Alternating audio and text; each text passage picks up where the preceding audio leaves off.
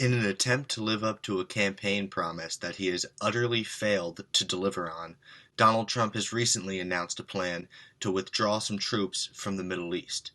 On the campaign trail, Donald Trump talked a big game about ending the wars in Afghanistan and Iraq, and while he was president, he even did the same thing. But the reality is that he's done nothing to end these wars, and in fact, he's even expanded them in numerous cases. For instance, in 2019, he dropped a record number of bombs of Afghanistan, allegedly doubling civilian casualties from the Obama administration. And in response to Donald Trump's proposal to remove 2,500 troops from Afghanistan and Iraq, Democrats and even Republicans have freaked out, saying that this endangers the lives of these troops, and that it's irresponsible, and that the conditions on the ground say that this is not safe to do.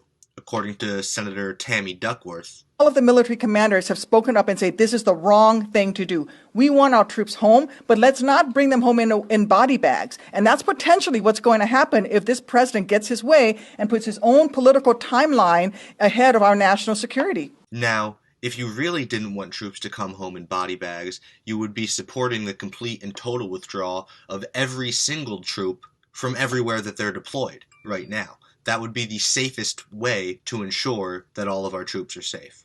In reality, Trump isn't even withdrawing all the troops. He's really just decreasing the numbers by 2,500 each in Afghanistan and Iraq, but there will still be 5,000 plus troops stationed in the Middle East even after Donald Trump's out of office. So he's not withdrawing all of the troops. All the Democrats and even Republicans saying that the conditions on the ground don't call for this withdrawal are just trying to sell you on more war.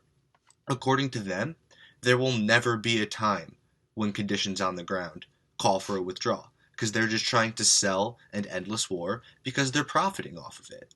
We live in a country where the government has 700 plus billion at a minimum annually to spend on funding warfare abroad.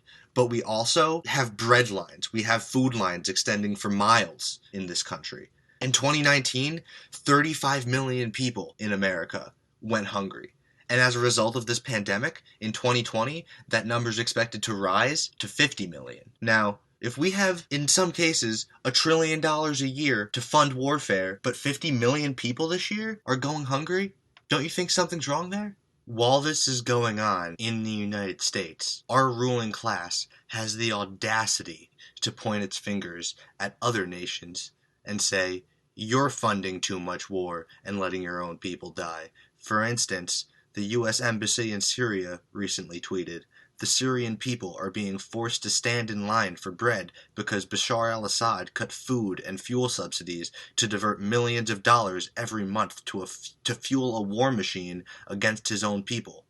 Assad is destroying Syria." Those are the words of the U.S. Embassy in Syria.